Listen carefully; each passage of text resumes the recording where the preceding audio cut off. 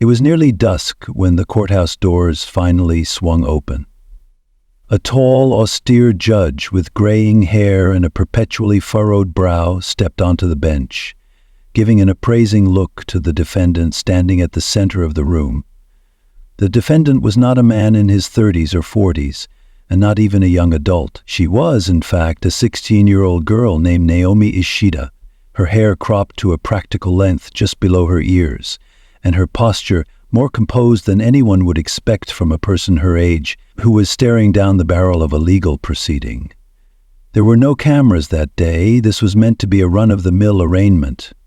But beneath the hush of the room there was a strange electric tension, as though everyone sensed they were about to witness something far from ordinary. The judge cleared his throat, the echo bouncing off the marbled walls. "Miss Ishida," he said, his tone clipped, "we're here to discuss the charges brought against you: burglary, vandalism, and obstruction of justice. How do you plead?" Naomi lifted her chin. She stood behind the defense table, wearing a plain blouse and a simple navy skirt, clothes that didn't do much to hide her youth. Her voice, however, was steady as a rung bell. "Not guilty, Your Honor." A murmur rippled through the handful of spectators. A couple of reporters in the back who'd initially paid this hearing little mind perked up. It was something in the way Naomi spoke. Quiet confidence, the slightest hint of defiance. The judge, whose nameplate read Burke, frowned as he peered down at her from behind half-rimmed glasses. "All right," Judge Burke continued, his voice carrying an undercurrent of impatience. "We'll set a date for a formal hearing, but before that, Miss Ishida, do you have counsel to represent you? You realize you're a minor, yes?"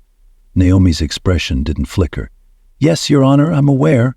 And I'd like to represent myself." Gasps erupted across the room. The public defender assigned to Naomi stiffened and whispered an urgent protest. The judge's eyebrows shot up in surprise.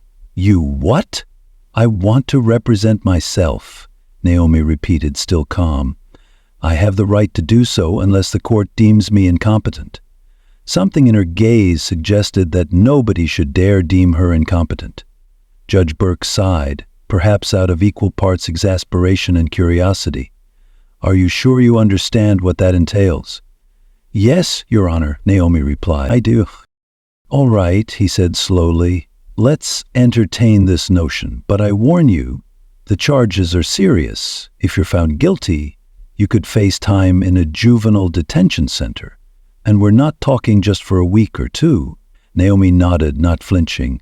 The onlookers were fixated on her. Even the bailiff shifted his weight. It was like standing on the precipice of a show no one expected to see, let alone with such a young protagonist. Judge Burke glanced across the room. "In that case," he said, "we'll reconvene next Tuesday morning for the probable cause hearing. Miss Ishida, you'd better be ready." A faint smile tugged at the corner of Naomi's lips.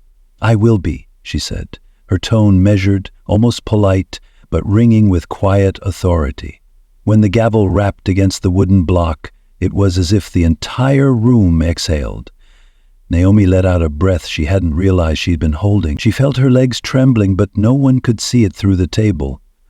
The clerk dismissed everyone, and the hall outside erupted into a flurry of whispers. A high school girl was going to fight her own case?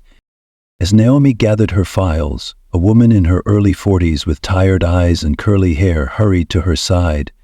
This was Naomi's mother, Judith, who was caught between pride and fear, the lines of worry etched deeply on her forehead. "Naomi," she said under her breath, "are you sure about all this? We can find you a lawyer, maybe a better public defender." Naomi shook her head. "Mom, I know what I'm doing," she said, though her voice was softer now that they stood face to face. "I've studied, and no offense to Mr. Marsh," she glanced at the public defender who was shuffling papers nearby, "but we both know he's overworked and doesn't have the time to dig into the details." Judith placed a hand on Naomi's cheek, searching her daughter's eyes for any hint of panic. "You're only 16, she whispered. "You shouldn't have to carry all this." Naomi gently took her mother's hand from her cheek and pressed it reassuringly. "I have to," she said. "They're accusing me of something I didn't do, and no one else will fight as hard as I will." Mr. Marsh, the public defender, stepped up. He was a round-shouldered man with perpetual dark circles under his eyes. "Naomi," he said in a hushed, urgent tone, "this is incredibly risky. The prosecution has a list of witnesses. They have footage, grainy though it might be, that supposedly shows someone in a hoodie near the electronics store that was robbed. It's all circumstantial, but enough to build a narrative. You're sure you won't let me or another attorney take this on?" Naomi offered him a polite nod. "I appreciate your concern, Mr. Marsh, but I've made my decision." She squared her shoulders. "I have a feeling something bigger is going on here. I'd like to investigate it myself." He didn't press her further, just gave a weary sigh. "Fine, but at least let me help you with the research. If you need anything at all, legal documents, advice, I'm here. Just don't go into that ring alone." Naomi felt a flicker of warmth in her chest. At least he cared. "Thank you," she said softly. "I'll ask if I need help." Then she and her mother walked out of the courthouse doors, bracing themselves against the bite of the evening air. Outside, a handful of curious onlookers stared as the teenage girl and her mother headed to the parking lot. Naomi felt the weight of those stares. She knew what they were thinking. She's too young to be in this kind of trouble. She must be guilty, or she must be some rebellious kid who got in over her head. They had no idea. Her mother drove them home in silence. It was a modest apartment, the paint peeling near the entrance. Naomi's younger brother Daniel waited anxiously on the sofa. He was only 10 and had wide, anxious eyes framed by oversized glasses. The moment Naomi stepped in, he leapt up. "Did you get arrested again?" he asked, voice quaking. Clearly, he'd watched enough TV to fear the worst. Naomi managed a small laugh, ruffling his hair. "No, Danny," she said. "I'm home, aren't I?" Their father wasn't around. He had walked out years ago, leaving their mother to juggle 2 kids on a single salary from a local bakery. The memory stung sometimes, but Naomi had learned to bury that ache under determination. She sat Daniel down and gave him a gentle smile. "Don't worry," she said. "We're going to fix all this, I promise." Later that night, Naomi opened her laptop, spread out piles of papers on the kitchen table, and began reading through every detail she could find about her own case. The burglary was said to have taken place at 9 p.m. last Thursday. 2 suspects wearing hoodies allegedly smashed the window of an electronics store and stole several high-end gadgets. Someone had claimed they saw Naomi, a skinny teen girl with short hair, looked East Asian, wearing a hoodie, running away from the store. On top of that, the police said there was partial footage from a nearby security camera that matched Naomi's profile. Naomi remembered that night well. She had been at the local library, studying for a national writing contest she desperately wanted to win. She was there until 9:15 p.m., and as she now rummaged in her bag, she found the library's slip that documented her last-minute checkout, timed at 9:05 p.m. That meant the burglary would have occurred 5 minutes before she even left the library. She frowned, tapping a pen against her lips. That should have been enough to cast reasonable doubt from the outset, and yet the police had stormed her home at midnight, cuffed her in front of her mother and brother, and hauled her to the station for interrogation. They wouldn't listen. They said someone gave them a tip pointing to her specifically. The question was, why? Before she could delve deeper, she got a text from an unknown number. "Let it go. You're in over your head." She felt her heart jolt. Another message followed. "People like you don't win. Doesn't matter how smart you are." Naomi stared at the screen, her pulse pounding. This was no random threat.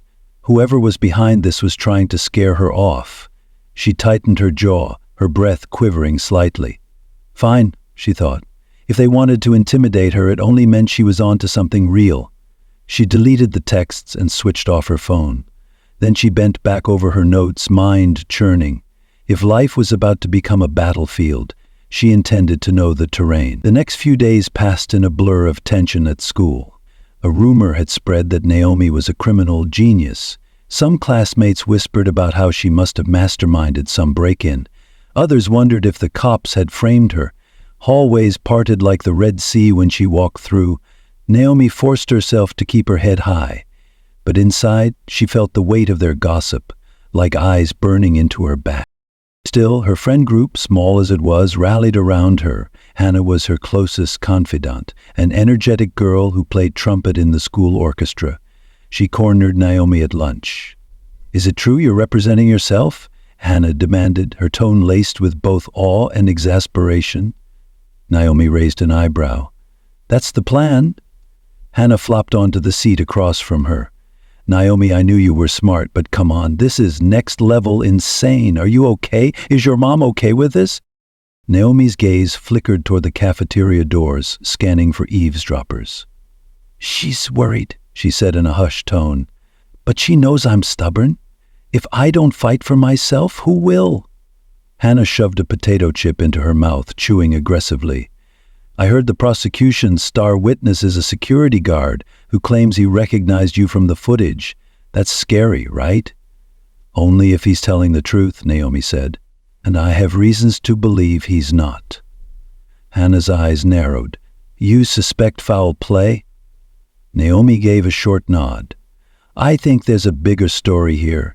If it was just a case of mistaken identity, the cops wouldn't be so pushy. Someone's pulling strings." Hannah whistled low. "Geez, and I thought failing geometry was stressful." She reached across the table and squeezed Naomi's hand. "You be careful, okay? There is nothing more frightful than ignorance in action. I read that in a book once. Forgot who said it, but it stuck with me." Naomi's lips curved in a faint smile. "Thanks," she said.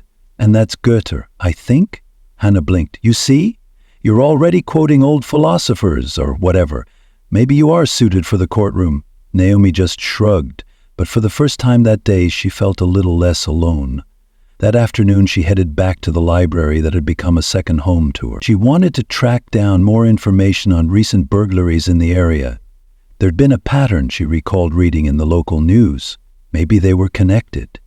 She hunkered down at a computer terminal, searching digital archives. Indeed, over the last year, a series of break-ins had targeted businesses dealing in electronics and valuables. Oddly, the police rarely found suspects, or if they did, the cases vanished with minimal publicity. Her gut twisted. She remembered something. A local electronics store had been robbed 6 months earlier, and the suspect was a single mother who swore up and down she had an alibi. She claimed the cops pinned the theft on her to close the case quickly. Naomi found a mention of it in an obscure blog post, but it had never made mainstream news. The charges had quietly disappeared. It all felt suspicious, as though a pattern of scapegoats was emerging. The next search was riskier. Naomi opened a new tab and tried to see if there were any known connections between local law enforcement officials and the electronics chain owners. The library's public computer prevented her from accessing certain sites, though, so she pulled out her phone, ignoring that little voice in her head telling her to be cautious. She typed swiftly, her nerves on edge. She was not an expert hacker, but she was clever enough to dig up publicly available documents and link addresses to corporate filings. At one point, a man in a black hoodie entered the library, pausing at the door. He looked around, wearing a baseball cap pulled low over his eyes. Naomi only noticed him peripherally, but her senses pricked. He walked over to the nearest shelf, pretended to scan some books, but his gaze flicked repeatedly in her direction. Her pulse quickened. Was he just a random patron, or had someone followed her? She forced herself to remain calm, finishing what she could. She unearthed something that made her breath catch. A city council member, a local judge, and one of the electronics store owners were listed under the same LLC. The scope of corruption might be larger than she'd feared. Then the man in the hoodie began walking toward her, yanked out her phone and stuffed everything into her backpack. She tried to walk away casually, but inside, her heart pounded as though it might burst through her chest. Outside, dusk was falling. She scanned the area before stepping off the library's porch. The man in the black hoodie lingered behind, pretending to leaf through a book in the return cart. Naomi quickened her pace. She heard footsteps behind her, faint but steady. Her throat tightened. She didn't have a car, and the bus stop was 2 blocks down an empty street. She inhaled, counting her steps, refusing to let fear paralyze her. She clutched her phone in one hand, ready to dial for help if needed. The footsteps grew louder. She whirled around to see the man closing the distance. The dim streetlight cast an elongated shadow behind him. Naomi's stomach lurched. She'd never felt so vulnerable in her life. Suddenly, a horn blared from the curb, and headlights lit up her face. A battered station wagon pulled over. Through the open window, she recognized Hannah's older sister, Celine. "Naomi," Colleen called. "Hannah said you might be here late. Need a ride?" Relief rushed through Naomi's veins. "Yes," she breathed, practically diving into the passenger seat. As she shut the door, she glanced in the side mirror. The man in the hoodie was frozen under the streetlight, staring at her. She couldn't see his expression, but she could feel his frustration from here. Once the car pulled away, Naomi's heart refused to settle. She thanked Celine repeatedly, but offered no explanation. Celine, to her credit, didn't pry. She just turned up the radio, letting the music fill the uneasy silence. Naomi looked out the rear window until the library disappeared from view. Tension coiled inside her like a spring. Someone was definitely following her. This was no coincidence. It felt like a slow-moving threat, a tightening noose around her neck. That night, when she got home, her mother asked if everything was all right. Naomi forced a thin smile. "Just normal teenage stuff," she lied, because the truth would only make her mother worry more. She locked herself in her room to sort through the new evidence she'd gathered. As the days slipped by, the tension escalated.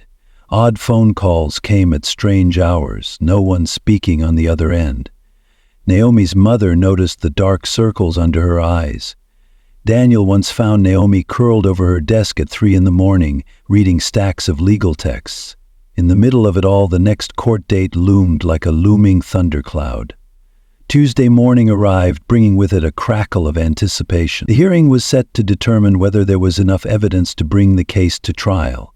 Naomi arrived at the courthouse wearing a blouse that had once belonged to her mother and a stiff skirt that made her look half student, half professional. She carried a neat binder brimming with notes and references to legal precedents. She knew some might laugh. This slip of a girl trying to play lawyer. She had to remind herself, "I'm doing this because no one else will, because no one else believes me enough to dig this deep." Inside the courtroom, the atmosphere was thick with expectation. Journalists who had caught wind of the teen girl defending herself lined the back row.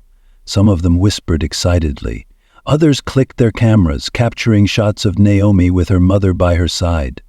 A tall, confident prosecutor named Ms. Delgado stood to represent the state. She wore a crisp gray suit and exuded an air of calm, collected authority. Judge Burke wasted no time. He looked at Naomi and then at Ms. Delgado. "Counselors," he said, as though trying to decide if he should call Naomi a counselor at all. "This is a hearing to establish probable cause. Ms. Delgado, the state has the burden. Please proceed."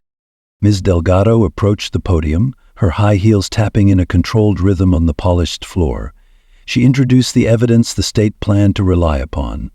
The testimony of a store security guard who claimed he saw Naomi skulking nearby at the time of the burglary. The partial footage from a street camera that captured a fleeting image of a figure in a hoodie. "We have reason to believe," the defendant matched the description. Miss Delgado summarized, and that she fled the scene once the alarm triggered. Naomi could feel the eyes of the room on her. Nerves churned her stomach, but she steadied herself. She needed to remain poised. When the judge gestured for her to respond, she took a slow step forward. "Your Honor," she began, keeping her voice measured, "the state's argument hinges on a single eyewitness and a short clip of video. However, I have proof I was at the library during the alleged time of the crime. Here," she presented a printed record of her library checkout along with a statement from the librarian who remembered her that night. "This shows I was checking out a book just moments before the store's alarm went off, and the library is 15 minutes away by foot. Even by car, I couldn't have made it to the electronics store in time to commit the burglary." Murmurs shot through the room. Unimpressed, she advanced. "And yet, Miss Ishida, we have a witness who claims differently. He recognized you from school events. He said he's 80% sure it was you. Naomi suppressed a wry grin. 80% sure is hardly a slam dunk, Ms. Delgado. Besides, I intend to cross-examine this witness. May I call him to the stand today? Judge Burke peered over. Is the witness available, Ms. Delgado? The prosecutor exchanged a quick glance with an assistant. The security guard was indeed waiting in the hallway. Yes, Your Honor. Very well, said the judge. Let's bring him in. A tall, lanky man in a rumpled security uniform stepped forward, looking slightly uncomfortable under the sudden scrutiny. He introduced himself as Kevin Mills. Ms. Delgado had him explain how he'd been outside the electronics store for his shift, how he'd seen a person in a dark hoodie, short hair, and slight build. Mills insisted he recognized the silhouette as Naomi's because he'd once done security at her high school dance. She was wearing a black hoodie that same night, he said uncertainly. I think. Naomi approached with a slow, deliberate calm. Mr. Mills, she said, meeting his gaze. You testified you recognized me from a school event. How large was this event? He cleared his throat. Quite large. It was the spring dance, maybe 300 students? 300 students, many wearing hoodies or jackets when they arrived or left, correct? Naomi asked sweetly. He squirmed. Some, yes. Naomi's tone remained polite, but her words were methodical. And you stated you were 80% sure it was me near the scene. Could you explain what that means exactly? He frowned. I think it was you. Could have been. Is it possible, Naomi pressed gently, that you saw someone else who happened to have a similar build or hairstyle? He hesitated. I guess it's possible. Naomi let a brief pause settle in the room, giving time for the weight of his admission to sink in. Thank you, Mr. Mills. That'll be all. Judge Burke clasped his hands. Anything else, Ms. Delgado? The prosecutor looked slightly flustered, but tried to recover. Your Honor, we believe that Mr. Mills' testimony, combined with the silhouette from the video, is sufficient for probable cause. Naomi inhaled. Your Honor, that silhouette could be anyone. The footage is dark and unclear, and my library alibi is concrete.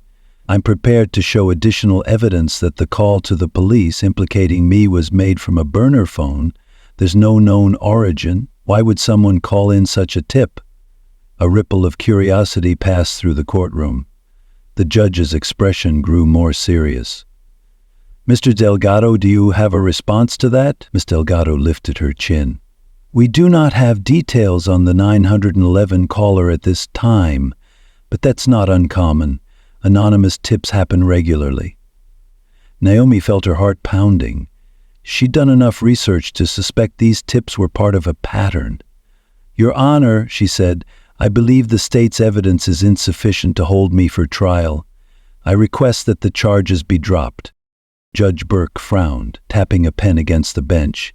You've certainly cast doubt, Miss Ishida, but probable cause isn't the same as proof of guilt. Even a shaky ID can sometimes be enough for the state to proceed. He paused, letting tension coil in the air. However, based on the alibi and the questionable eyewitness, I'm inclined to believe there needs to be more investigation. I will give the prosecution 1 week to produce more substantial evidence, or I will consider a motion to dismiss. Relief fluttered inside Naomi's chest. 1 week. There was time to dig deeper. She nodded. Thank you, Your Honor. He raised his gavel. Court is adjourned until next Wednesday. With a sharp rap, the session ended. Reporters rushed in, clamoring for a statement from the teen girl who dared to defend herself. Cameras flashed, voices overlapped. Naomi, eyes wide, pressed her folder tight to her chest as her mother ushered her out of the courtroom. She felt dizzy from the sudden spotlight, but also strangely emboldened. If the system wanted to paint her as a criminal, she'd fight them with every breath. That evening, a local news clip featured Naomi's case. A well-coiffed anchor described the remarkable hearing in which a 16-year-old took on a seasoned prosecutor.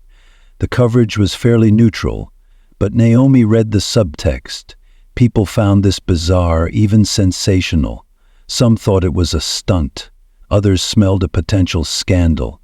But behind the media excitement, Naomi sensed real danger. Each day that passed, more oddities appeared. Late-night calls, Strange letters slipped under her door with cryptic warnings, drop it or else, glances from strangers on the street. And then there was the matter of the burner phone tip. Naomi managed to get partial call logs from a friendly library staffer, who also volunteered at the local 911 center. The call had come from a phone purchased with cash at a convenience store, used once, then discarded. It all pointed to an intentional setup.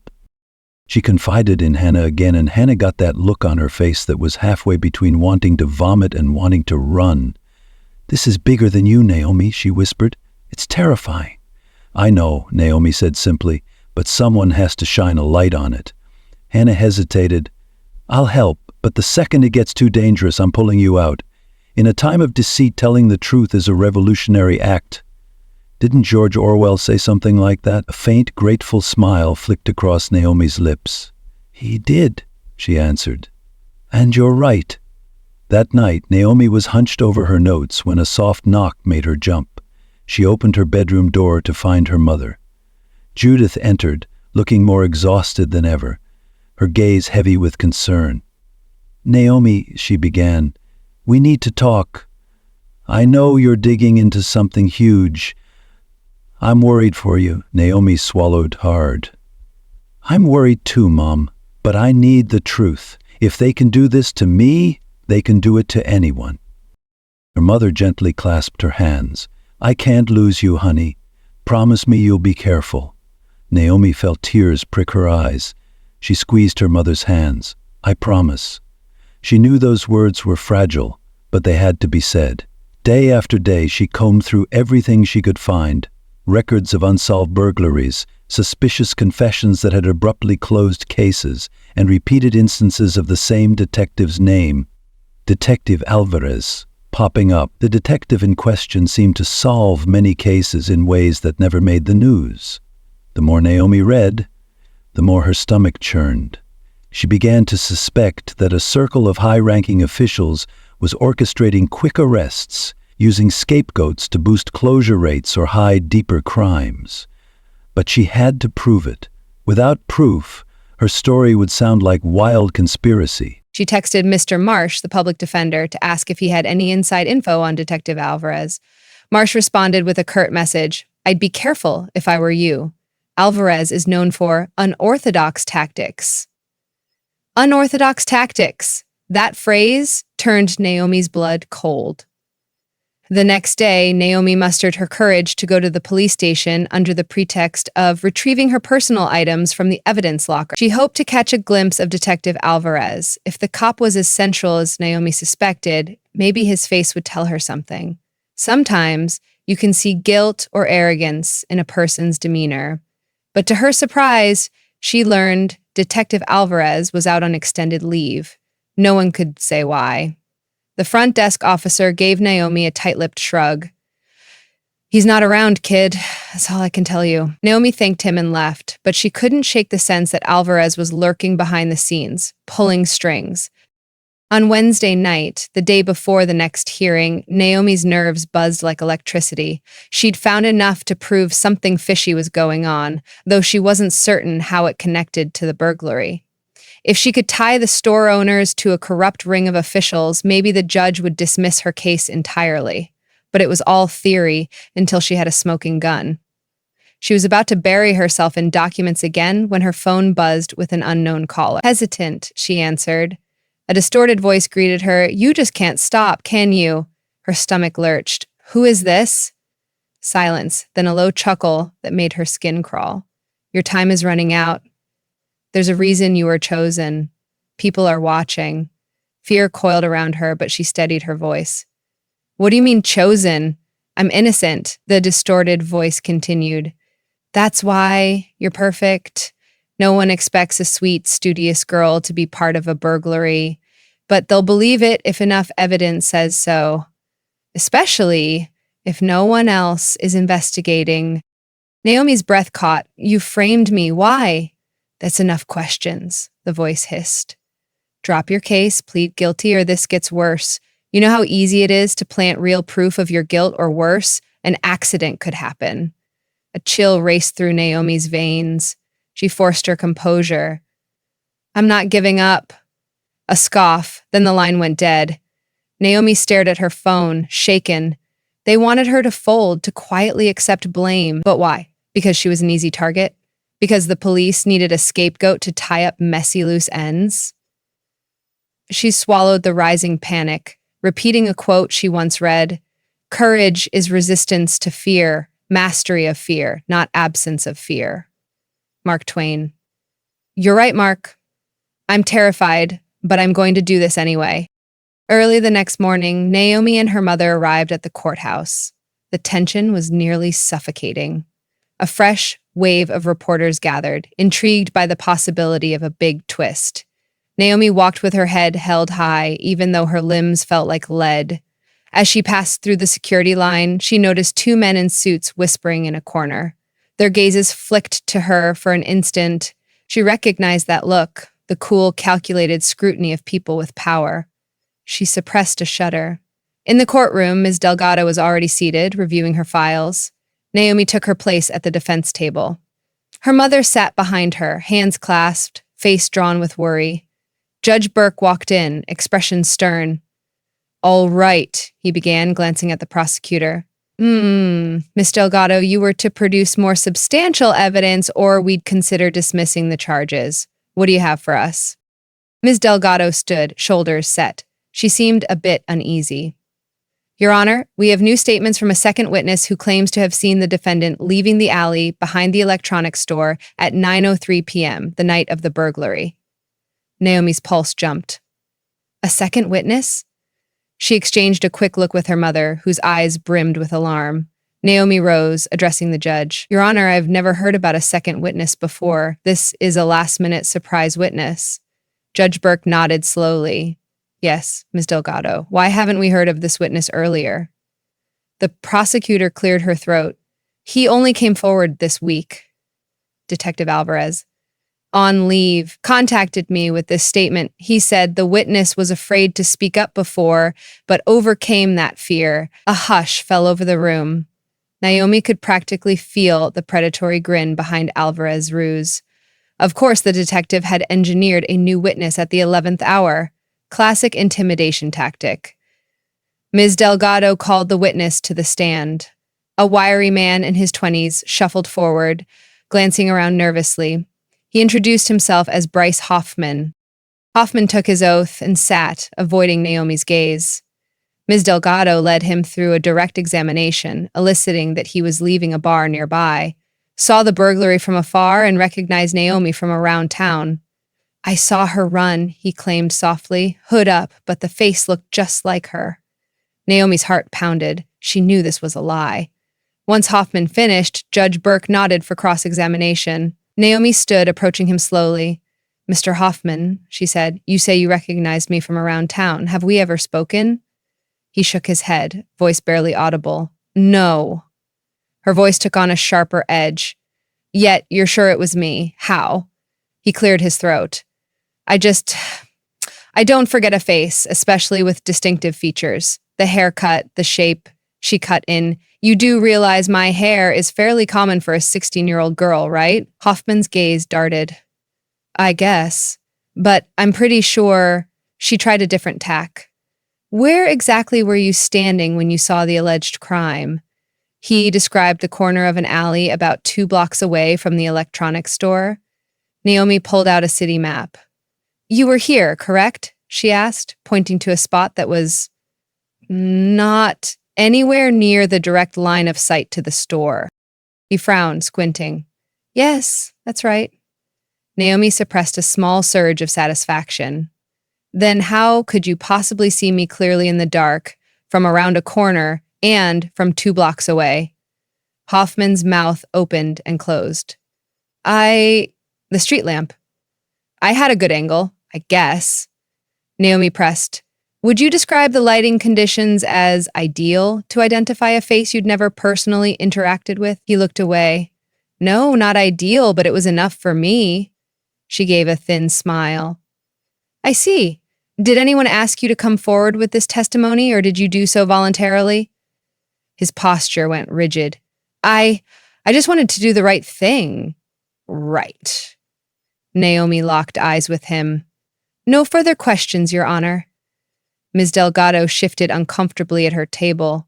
Judge Burke rubbed his temples. Mr. Hoffman's testimony, I must say, is not very strong. The distance, the timing, your cross-examination. Ms. Delgado, do you have anything else? Before Miss Delgado could respond, there was a sudden commotion. A police officer burst into the courtroom, hurrying to Miss Delgado. He whispered something in her ear, eyes flicking toward Naomi.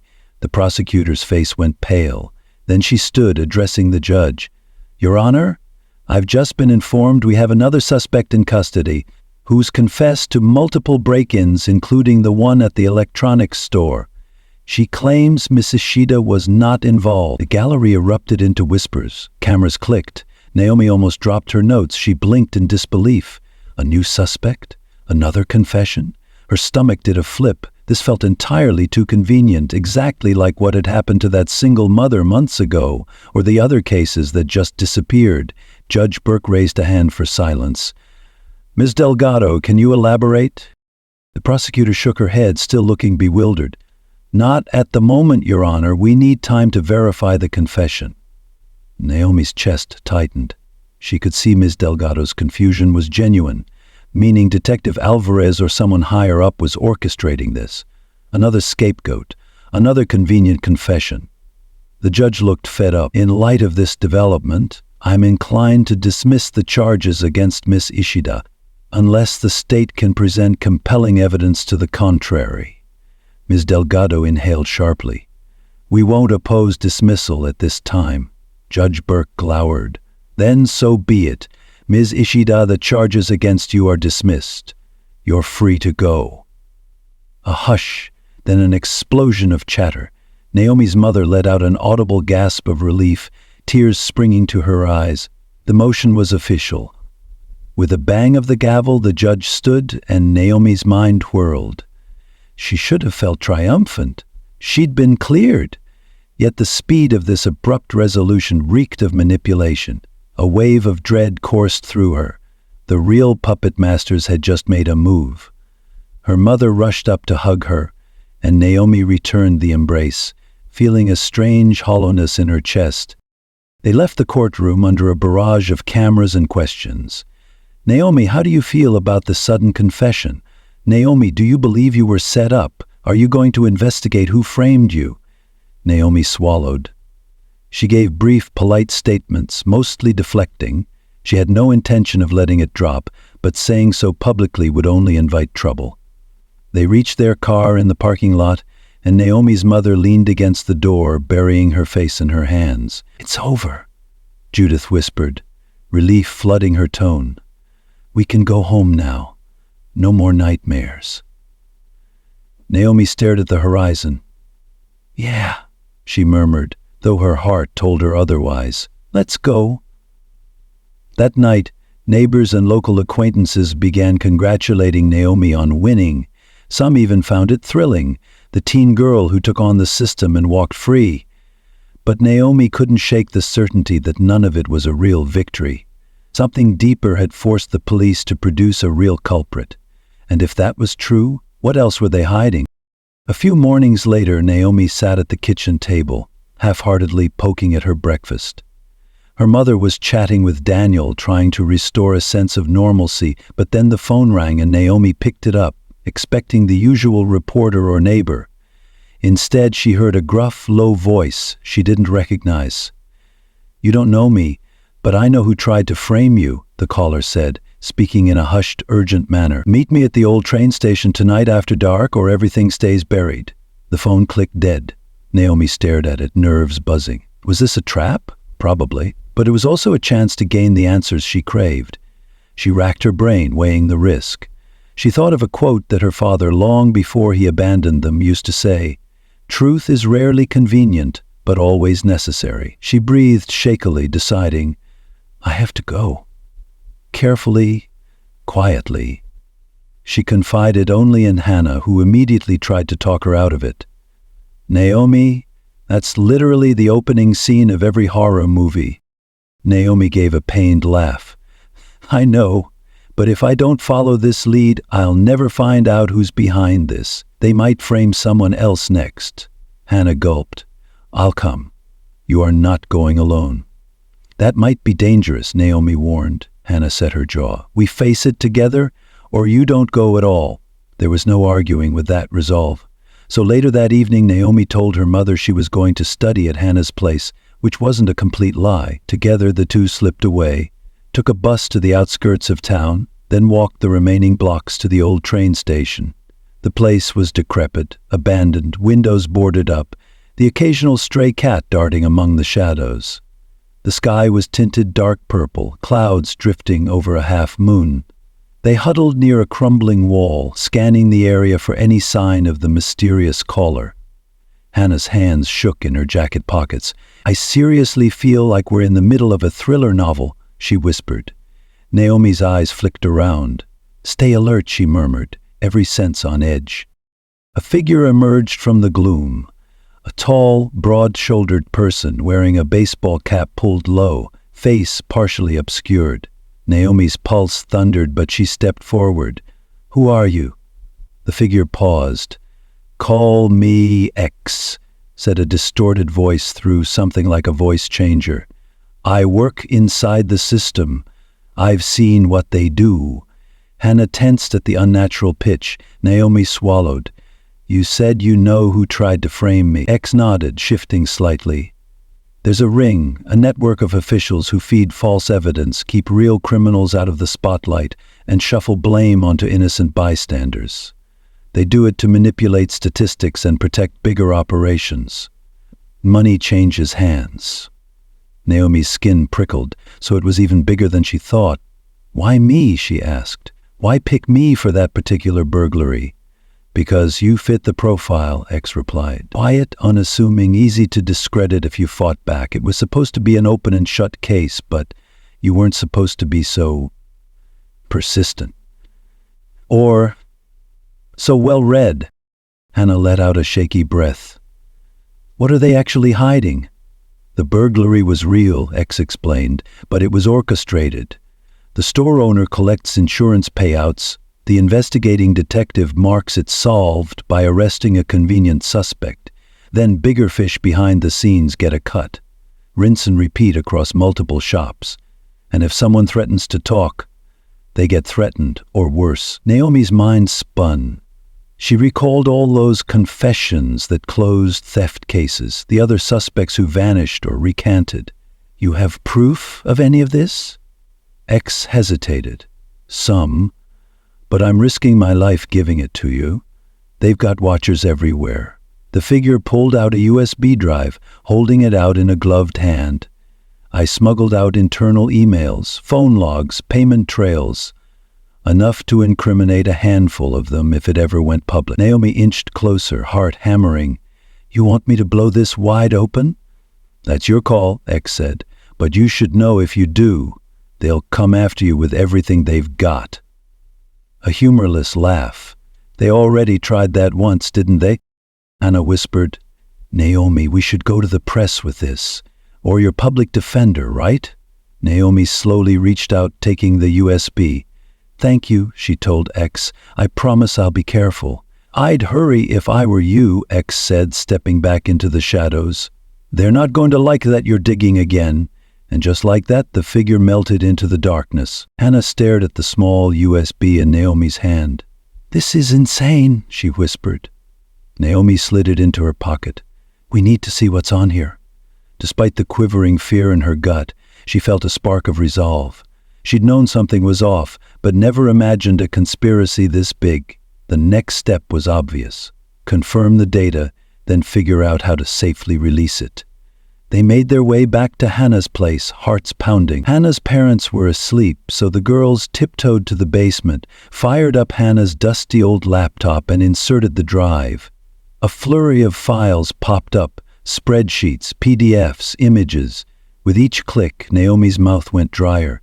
There were logs of large bank transfers between the electronic store owners and shell companies, memos referencing Detective A, emails referencing falsification of evidence, even cryptic references to city council members, names that she recognized from the LLC records. This was explosive, if the data was authentic. Then a file named Operation Scapegoat caught her eye. She opened it, hands trembling. The text described a method to keep burglary insurance fraud going by pinning blame on easily discredited suspects. Naomi's name was right there in black and white, along with a short list of other targets. She swallowed. This was real. They'd singled her out, used an anonymous tip, manipulated the timeline, fabricated or coerced witness statements. Her heart thundered with anger, fear, and a fierce determination. "Oh my gosh," Hannah murmured. "Naomi, we have to do something, but this is huge. If they find out we have it, they'll come for us." Naomi's thoughts spun. "We have to think carefully. If we just dump it online, it might disappear as fake, or they'll bury it. Maybe we show it to a few trusted journalists or Mr. Marsh. Make sure it can't be silent." Hannah rubbed her eyes. "I'm so scared. What if they hurt us?" Naomi drew a shaky breath. "I'm scared too, but if we do nothing, they win, and they'll keep framing people who can't defend themselves." Hannah squeezed Naomi's shoulder. "Then let's do it. Only by exposing the lies can we defend the truth. I read that somewhere, maybe in a spy novel." She tried a small smile, though her eyes glistened with fear. Naomi nodded, blinking back tears of her own. "We'll make sure this sees daylight." It was almost dawn when Naomi snuck back home. She felt the weight of the USB in her pocket like a bomb ready to go off. She tiptoed to her bedroom, finding her mother asleep. Daniel's gentle snores echoed from his room. Naomi carefully copied the files onto another drive, wanting a backup. Then she wrote an email draft to Mr. Marsh, attaching the Operation Scapegoat doc, but hesitated to hit send. Was it safe to transmit electronically? She decided to hold off. She'd give him the drive in person first. Exhausted, she lay down for a brief rest, but her mind refused to shut off. She kept picturing Detective Alvarez, the store owners, unknown city officials, all outraged that a teenage girl had tripped over their secret. She shivered, recalling the calls and messages warning her to drop it. Fat chance now. Later that morning, Naomi asked her mother's permission to see Mr. Marsh. The usual wave of worry crossed Judith's face, but Naomi insisted it was just to finalize some legal paperwork. Her mother reluctantly agreed. Naomi took the bus to the public defender's office, paranoid that a black sedan might be following, that any moment someone might snatch her. Adrenaline spiked with every passing block, but no one approached. When she arrived, Marsh greeted her in the waiting area, looking perplexed. "Naomi, what's going on? I heard your charges got dropped. Congratulations. Shouldn't you be celebrating?" She ushered him into a private corner of the office. "I found evidence, real evidence, of a conspiracy to set people up. It's bigger than just me. I need your help." His eyes widened. "What kind of evidence?" She handed him the USB. Emails, logs, references to paying off cops, judges. I recognized a city council name. I can't confirm every single detail, but it looks legitimate. Marsh's hand shook as he turned the drive over. "My God," he breathed. This could destroy careers, land people in prison. It's extremely dangerous." Naomi's throat felt tight. "That's why I came to you. Can you protect it, verify it?" Marsh exhaled, pressing the drive between his palms as if it were hot coal. "I'll do what I can," he said, "but you know I'm not exactly at the top of the food chain here. I have connections with a few local reporters. We'll need more corroboration or they'll try to spin it as fake." "Whatever it takes," Naomi said firmly. "But please, be careful." Marsh gave a grim nod. "I will. And Naomi, you watch your back, okay? If they realize you're behind exposing this, they won't play fair." Her eyes flickered. "I'm aware." A pause hung between them, saturated with fear and resolve. "Thank you," she added quietly. He managed a weary smile. "You're braver than most adults I know, kiddo." Naomi left the office, heart pounding. She expected a sense of relief at having passed the evidence along, but it only brought heavier dread. She knew how these stories sometimes ended. The day dragged on. She forced herself to go to class, but her mind was far away, anticipating repercussions. The tension was almost suffocating, Then in the afternoon, as she was retrieving books from her locker, the school principal's voice boomed over the intercom. "Naomi Ishida, please come to the main office." She froze, blood turning to ice. This never boded well. She made her way to the office, each step echoing with foreboding. Inside stood two men in suits, identifying themselves as from the State Investigations Bureau. They flashed badges, though Naomi barely had time to read the details. The taller man had a calm, measured tone. "We need to ask you some questions about new evidence you allegedly possess," he said, "regarding law enforcement corruption." Her limbs turned cold.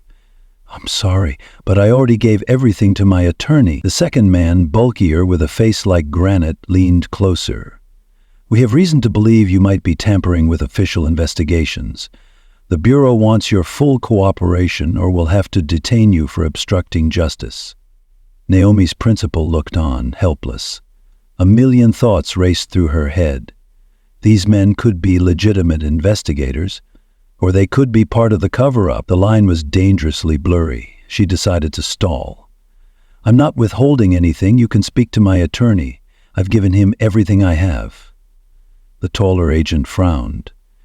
"We prefer you hand it over directly to us, Miss Ishida." Naomi's heart hammered. "I can't. He has it, and if you have further questions, you should schedule an interview with me and my lawyer present." They exchanged a look that reeked of frustration or suspicion. Finally, they backed off. "We'll be in touch," the bulkier man said, and they strode out. Naomi was left shaking, realizing she was treading water surrounded by sharks. A few days passed in uneasy calm. Marsh told her the files were real but incomplete. He was working with a local reporter named Felicia Carver, known for her fearless exposés. Naomi was torn between excitement that the truth might come out and terror that the conspirators would strike again. She jumped at shadows, expecting black SUVs or men in hoodies at every corner. Then, one late afternoon, a letter arrived in the mail addressed to Naomi. Inside was a threatening note. "If you publish anything, you'll end up like your father, gone." Naomi's breath caught in her throat. Her father had disappeared from their lives willingly, but the reference was a knife twisting in old wounds. She realized they'd dug into her personal history, found a weak spot. She tore the letter to shreds, hot tears brimming in her eyes. How dare they? She sank onto the couch, trembling. Her mother found her there, letter pieces scattering like confetti at her feet. "Naomi? Oh God, what is this?" She pieced together enough to see the threat. Her face went ashen. "Baby, why didn't you tell me it was getting this bad?" Naomi shook her head, voice breaking. I didn't want to worry you." Judith hugged her tight. "We'll go to the police." Naomi almost laughed at the irony. "Mom, it might be the police behind this." Judith closed her eyes. "Then we'll go to the media. We'll go to the mayor." "I don't know. You can't face this alone."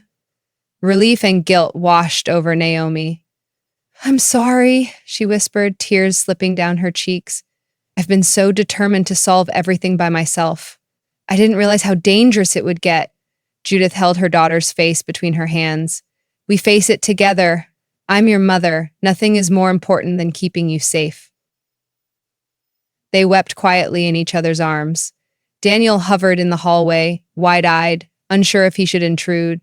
He ended up wrapping his arms around both of them, and the three stayed locked in that tenuous unity, feeling the storm gather outside. The next morning, Marsh called with urgency in his voice. "Naomi," he said, "we need you to come down to the newspaper office. Felicia Carver wants to interview you on record. The files you found corroborate a lot of leads she's been chasing. She wants to go public, but she thinks having you speak out will strengthen the credibility of the exposé." Naomi's stomach did somersaults. I don't know if that's safe. She's got security, trust me, but it's your choice." Naomi blew out a shaky breath. "All right, I'll do it." In a swirl of tension, Naomi, her mother, and Marsh arrived at the downtown office of the Clarion, the city's oldest paper. Felicia Carver, a middle-aged woman with kind eyes and an air of unyielding determination, greeted them.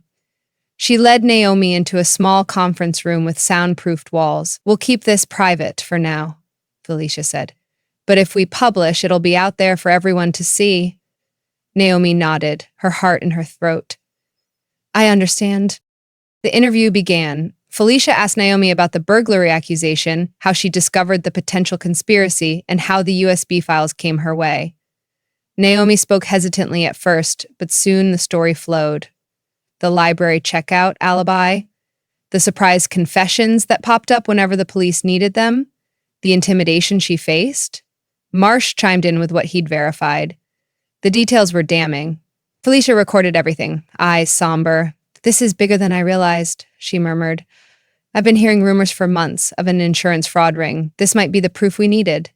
Naomi's mother squeezed Naomi's hand under the table. Felicia turned off the recorder. "We'll confirm the documents, try to get official statements, then we'll run the story.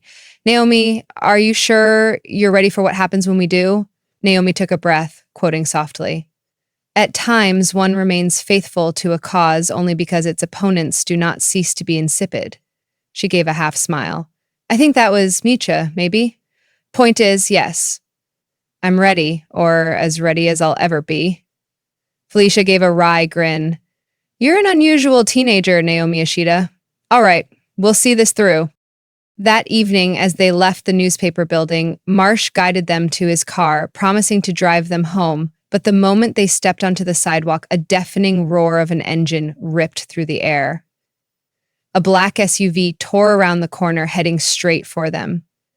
Naomi's mother screamed, pulling her daughter back. Marsh shoved them aside, shouting for them to run.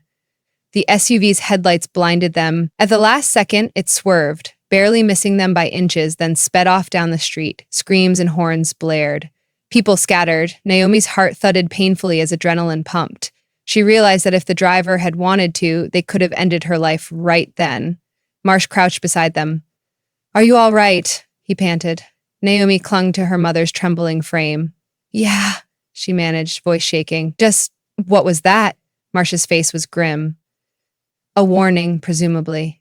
This is no joke." Sirens wailed in the distance, but Naomi suspected the real culprits would be long gone. As her mother clutched her, tears on her cheeks, Naomi felt a new surge of fury. They were willing to mow her down in broad daylight to silence her. "Let them try," she thought, though her knees wobbled. "I won't back down." They reported the incident to the police, for whatever good that would do, and spent the night at a relative's house to feel marginally safer. The next day, Naomi felt the tension coil tighter. Felicia called, telling them the exposé might drop in the next 48 hours. She was finalizing details with her editor, cross-checking sources. "Once it's live," Felicia said, "they can't bury it. The more people see it, the harder it is to hush up." Naomi prayed that was true. She walked around school with a vigilant eye, half expecting men in suits to burst out of every corner.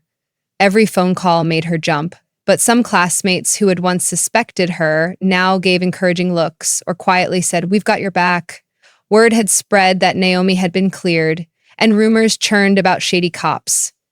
In the midst of darkness, she found small flickers of support. At last, on Friday afternoon, it happened. The Clarion's website published a bombshell article, "Scapegoat Nation: How Innocent Citizens Are Being Framed for Burglary Scams." The piece named several business owners, hinted at the involvement of a local detective, and referenced city officials. Naomi's story led the article. By Saturday morning, other outlets picked it up. Social media exploded. Hashtags about the scandal trended locally. People demanded accountability. Some believed every word, some cried fake news, but the conversation refused to die. Naomi and her mother sat in their living room, watching coverage on the local news. Footage from Naomi's hearing played. The anchor said, "This teen's shocking allegations have set in motion a wave of investigations. The mayor's office is calling for a special panel to look into the alleged corruption." Naomi's stomach twisted. She worried that the special panel might itself be compromised, but at least it was a start. Her mother's phone buzzed nonstop with calls and texts from relatives, acquaintances, even strangers who wanted to show support or just gawk. That evening, a detective from an internal affairs unit showed up at Naomi's door. His name was Detective Ramos, an older gentleman with a weary expression. He said he was part of a state-level inquiry, not local. Miss Ishida, he began, quietly polite. I read the article. We'd like to protect you and your family. The people behind this conspiracy won't be happy about the exposure. Naomi's mother quickly ushered him into the living room. Protect us? How? He cleared his throat. We can offer relocation, at least temporarily, if you think you're in danger. We can also provide a direct line to call if there's an emergency. Naomi's heart sank at the thought of uprooting their lives. But the SUV incident replayed in her mind. She glanced at her mother and brother's anxious faces. Maybe we should consider it, she said softly. I don't want you both at risk. Judith's eyes brimmed with tears. If it keeps you safe, we'll do it. But I can't believe this is our reality. Detective Ramos gave a sympathetic nod. I understand. Please, just let me know. In the meantime, we're building a case with the evidence from that article. Subpoenas are being issued. With any luck, we'll dismantle the ring. Naomi nodded, but she couldn't help thinking about Detective Alvarez. The ringleader or key figure in that chain, would he vanish? Would someone bigger slip away? She kept remembering how swiftly her own charges were dropped once it was convenient for them. She suspected many of these conspirators had escape routes or friends in high places. Still, it was progress that a state investigator seemed to be stepping in.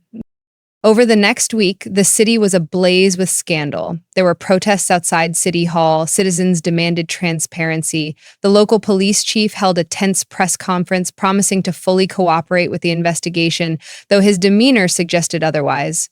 At school, Naomi's teachers either looked at her with newfound respect or avoided her altogether, unsure how to handle a student who'd taken on the system. Some kids idolized her. Others spread even wilder rumors.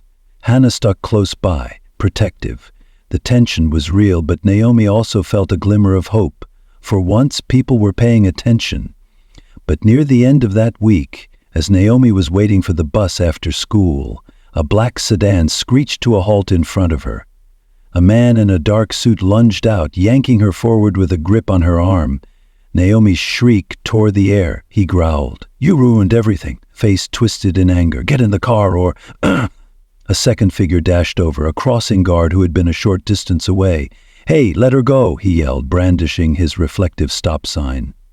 The man loosened his grip for a fraction of a second, and Naomi tore free, scrambling back.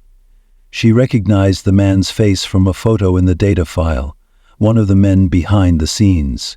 He realized bystanders were staring, and he cursed under his breath, jumping back into the sedan and roaring away.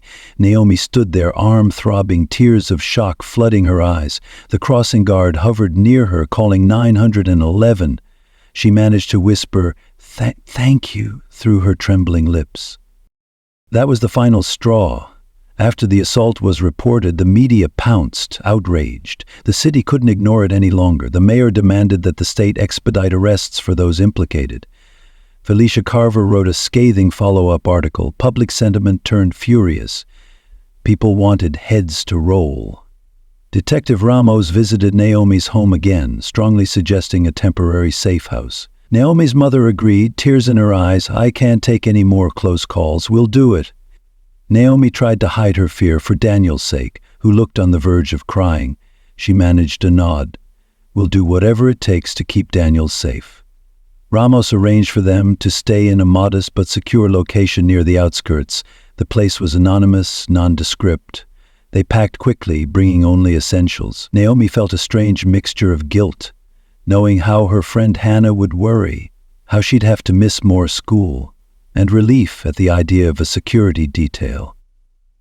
The day they moved in, she clung to her mother and little brother, trying to appear strong. Inside, she felt cracks forming in her armor.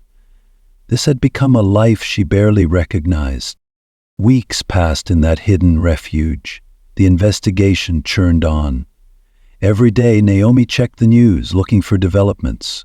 One after another, a city council member was indicted, a store owner arrested, a police captain implicated. But the prime suspect in Naomi's mind, Detective Alvarez, remained elusive. Word was he'd resigned from the force and vanished. Rumors circulated that he was out of the country or hiding in some wealthy associate's mansion. Naomi's anger simmered. He couldn't be allowed to slip away after orchestrating such injustice.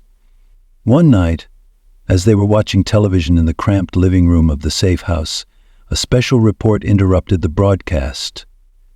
Felicia Carver appeared, standing in front of a suburban home swarming with law enforcement. Sources indicate that a high-level figure in the burglary ring, identified as a former detective, was apprehended tonight. The suspect is believed to be a key player in orchestrating false arrests. Naomi sprang to her feet, pulse racing. "They got him," she whispered, tears of relief stinging her eyes. Her mother sank onto the sofa, burying her face in her hands. Daniel whooped, hugging them both, not fully grasping the gravity but sensing triumph. The next day, Detective Ramos confirmed the news. Alvarez was in custody. "He was found hiding in a partner's guest house, about to flee," Ramos said, sounding relieved. "We have enough evidence to charge him with conspiracy, obstruction, witness tampering, and more." He paused. "Your discovery and that data you provided were instrumental, Miss Ishida." Naomi's heart soared with a cautious joy. "So, it's over?" Ramos's expression turned somber. "I wish I could say it's over. We have many suspects behind bars. But the wheels of justice grind slowly. Some might wriggle out with high-priced lawyers, but the foundation of their operation is collapsing. It's a new day." Naomi nodded. At least the biggest players were cut down. She hoped the justice system would follow through. She felt an immense weight lift from her chest, though she sensed a flicker of cynicism at the edges of her relief. Sometimes powerful people found a way to spin the narrative or reduce their sentences. But for now, they'd saved countless future scapegoats. They'd forced a spotlight onto corruption that thrived in darkness. The safe house eventually cleared them to leave. The threat level dropped once Alvarez was arrested. Naomi, her mother, and Daniel returned to their apartment, though the door looked more worn, the paint peeling more than ever. Their home felt smaller but also dearer. Naomi inhaled, stepping inside. Home. A few days later, Felicia Carver visited them in person, hugging Naomi like an old friend. "I'm writing the final chapter of the exposé," she said. "I want to highlight your bravery, how you refused to be silenced." Naomi smiled shyly. "I'm not the only one who exposed the truth. You and Mr. Marsh and Detective Ramos all played a part." Felicia patted her shoulder. "You lit the spark, Naomi. The arc of the moral universe is long, but it bends toward justice, as Martin Luther King Jr. said. You bent it faster." With that, she left, promising to run the concluding story in Sunday's edition. The weeks that followed felt like a slow return to normalcy, but with a new dimension. People recognized Naomi in grocery stores, praising her, or sometimes just nodding respectfully. The school offered her makeup tests for the classes she missed. Hannah teased her that she'd become a local celebrity. Naomi tried not to let it go to her head.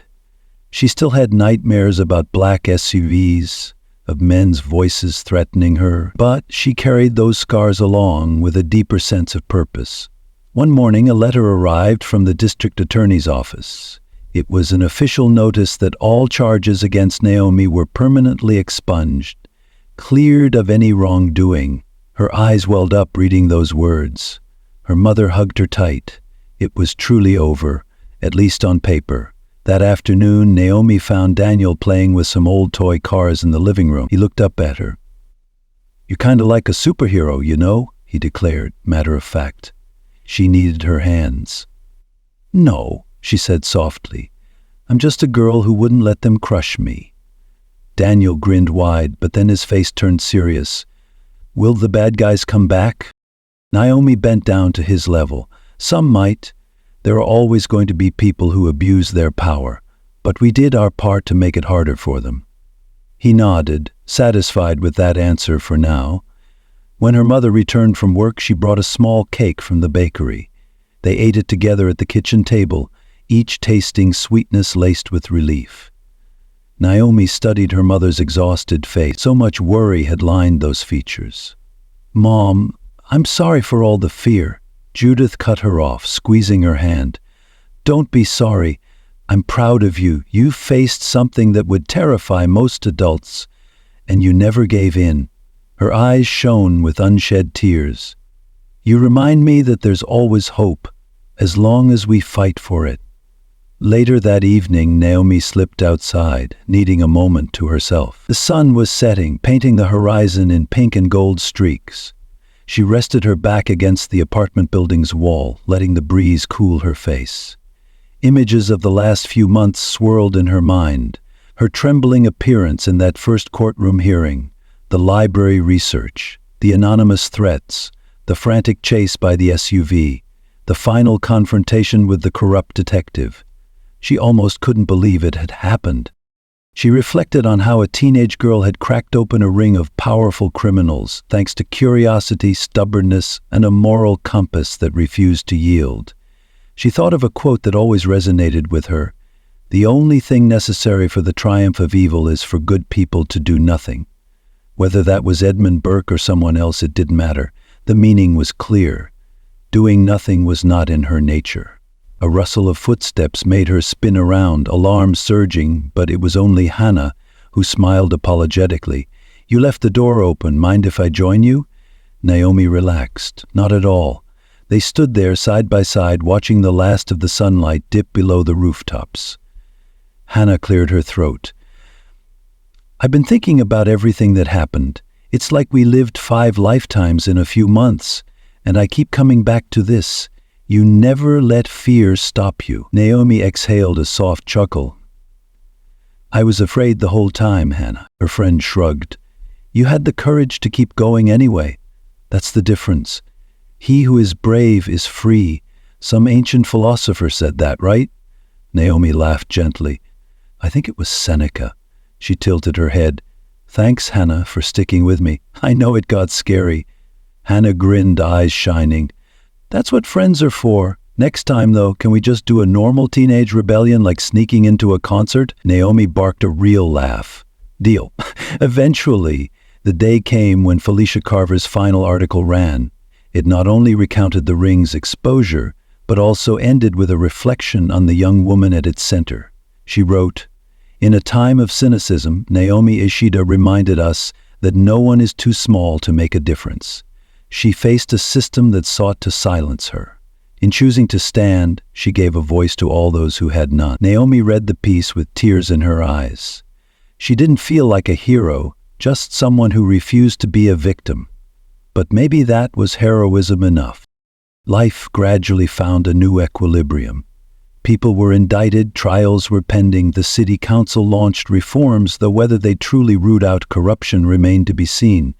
Alvarez and several cohorts stayed behind bars, awaiting trial with bail denied. Rumor had it the evidence was so vast that even high-priced lawyers couldn't spin it away. Meanwhile, Naomi returned to her studies, preparing for finals, writing essays that suddenly seemed trivial compared to real-life drama, but she craved that normalcy. One evening, Marsh paid them a visit. He brought flowers for Judith, a small gift for Daniel, and a brand new folder of legal documents for Naomi. "They're starting a scholarship fund for youth who show extraordinary civic courage," Marsh said with a broad smile. "They want you to be the first recipient." Naomi blinked, stunned. "Scholarship? I never—" "You earned it," Marsh said. "Trust me, people see the example you set." He hesitated, a proud glint in his eye. "You changed lives, Naomi." Her mother quietly dabbed at her eyes, murmuring that she wished Naomi's father could see how incredible she'd become. Naomi pressed her lips together, feeling a mixture of longing and acceptance. He wasn't here, but she had found her path nonetheless. As the sun set that day, the family sat around the table once more. The tension that had once choked their home was gone, replaced by cautious optimism. Naomi gazed at the small living room, the threadbare couch, Daniel's drawings pinned to the fridge. She inhaled the normalcy, letting it fill her bones like a healing salve. Eventually, she thought, the nightmares would fade, and they could truly live again. Yet she knew deep down that justice was a journey, not a single event. Corruption might lurk in new forms, or more powerful criminals might step in. But now she understood a fundamental truth. She, and people like her, had the power to push back. Darkness thrived in secrets. Light came from exposing them. A single spark could ignite a city, and a teenage girl could hold up a mirror that made even the proudest tyrants flinch. So, Naomi made a promise to herself, quietly, as she stared at the battered notebook on her desk. Her next story, next piece of writing, waiting to be penned. She would not be silent if something felt wrong. She would not ignore injustice, and she would use every ounce of her intellect and courage to stand up for those who couldn't. Before heading to bed, she paused in her bedroom doorway, gazing at the reflection in her mirror. Just a 16-year-old with short, practical hair, wearing an oversized t-shirt.